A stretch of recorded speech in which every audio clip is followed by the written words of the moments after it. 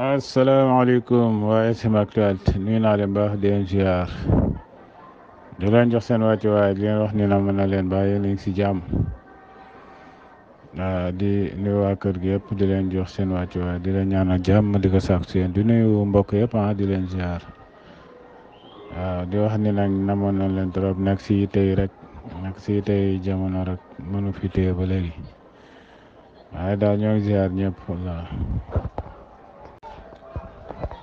waaw di wax ni rek ñu indi quelques résumés rek si doole Iran ak doole Israël mais bu ñu xoolee chiffres yi da nga naan Israël moo ko xama Iran moo supérieur Israël si domaine yu bëree bëri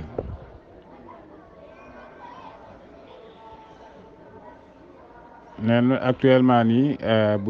budget défense bu Iran bu maanaam waa Israël ñoom ñoo leen ëpp budget aussi ñoo leen ëpp budget mais ne rapport bi nga xamante ni moom lañ def si budget Israël bi toll na si 24,2 milliards de dollars moom budget Israël maanaam budget défense bi quoi mais bu dee budget Iran moom toll na si 9,9 milliards de dollars maanaam daal waa Iran li leen seen budget de défense bi budget Israël moo ko ëpp mat na ko ñaar mais loolu nag xel mën na ko nangu ndaxte ku nekk xam na ni Israël mësul jóge ci guerre chaque jour mi ngi ci guerre te Iran actuellement nii tey bu demoon ba nekk ci conflit budget am du toll ci 9,9 milliards de dollars dana gën a yokk bu dee ci côté puissance aérien bu dee Israël mi ngi am 612 avions moom la Israël am mais bu dee Iran moom mi ngi am 551 avions moom la Iran am foofu tamit Israël moo ko fa ëpp. waaleykum salaam. waaw bu dee si côté char bu dee si côté char nee na Iran presque 2 fois la ko ëppale Israël ne Israël mi ngi am bu dee si côté char yi Israël mi ngi am 2200 char mais Iran moom mi ngi am 471 char foofu moom Iran moom moo ko fa ëppale. nee na Iran aussi côté bi tamit moo fa raw Iran muy si côté géej gi nee na Israël moom ko maanaam si côté navire yi Israël mi ngi am 67 navires de guerre mais Iran moom mi ngi am 101 navires de guerre te Israël 67 la am Iran am 101 navires de guerre.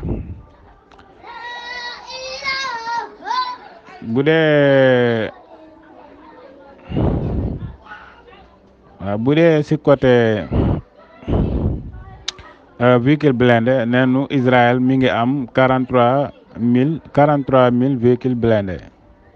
43 000 véhicules blindés Iran moom Iran mi ngi am 65 000 véhicules blindés neen si côté combattant yi nag Israël mi ngi fi am 73 000 soldats 1,73 000 soldats bu dee Iran moom mi ngi am 5,75 mille soldats kon nga xam ni côté boobu maanaam soldats yi nga xamante ñoo nekk ak maanaam ñoo nekk ci terrain bi war a xeex bokkul ak réservé ak yooyu waaw Iran rek compté na ci 5,75 soldats bu dee réservé yi Iran kii Israël mi ngi ci am 4,65 ay réservé bu dee Iran moom mi ngi ci am 3,50 réservé kon nga xam ni Israël côté boobu bare na côté yoo xamante ni Iran moo fa ëpp doole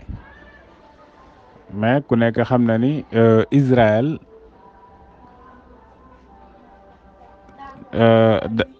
li ñuy continuer dañ koy wax nii rek mais tey ba actuellement nii bi mu demee ba nekk ci guerre presque mën nañ wax ni armée mi yëpp États-Unis la jógee loolu tax sax Zelensky fan yi mu doon yëglu naan Israël lan moo tax ñu koy défendre te ñun duñu défendre nga teg ci ay quelques jours Zelensky def benn vidéo ni dafa bëgg waxtaan ak waa Russie pour jàmm am mais loolu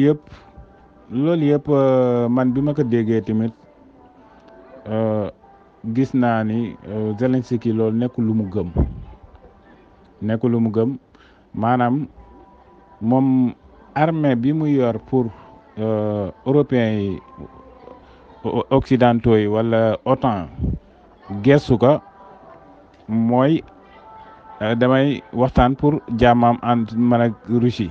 loolu fu mu ko waxee rek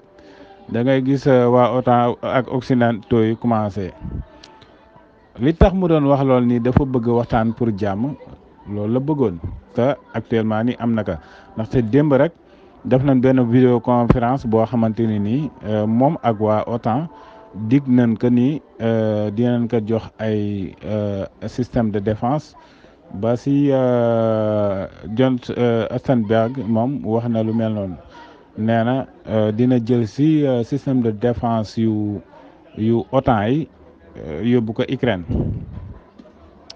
loolu John Stoltenberg wax moom yaa xamante moo jiite OTAN waaw ndaxte ku nekk xam na ni Zelensky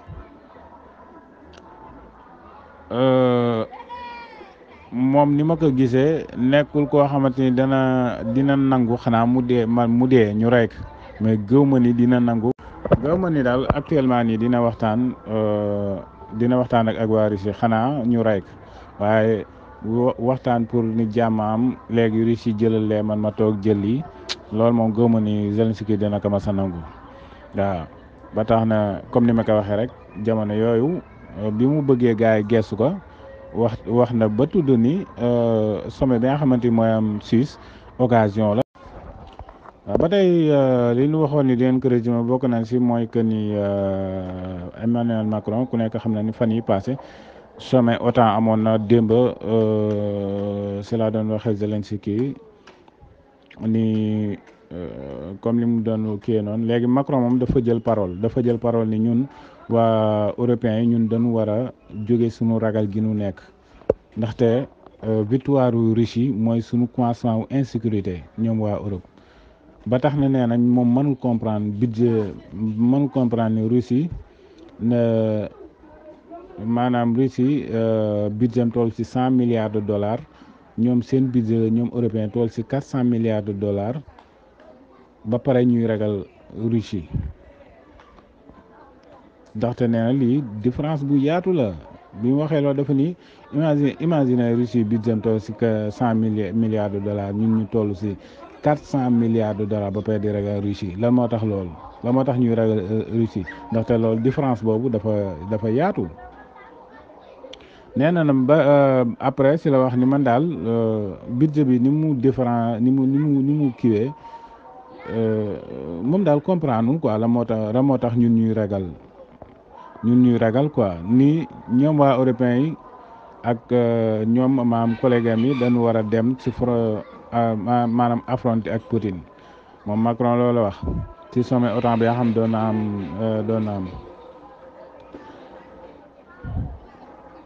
nee na daal nee na moom commentaire am bi nga xamante ni pour soldaaru kii dem Ukraine nee na moom ba léegi dàqu ko loolu la wax te man sànq rek gis naa benn kii ñu ni benn information ñu ni dafa am ay soldats français yu ñu wàccee ci côté Odessa bi benn bateau maanaam ay renseignement wu Russie yi ñoom ñoo wax lool ni benn bateau privé moo leen wàccee ci Odessa bi côté Odessa bi te aussi tamit am na moom source boobu nee na am na yeneen militaire français yoo xamante ni war nañ ñëwaat ba tey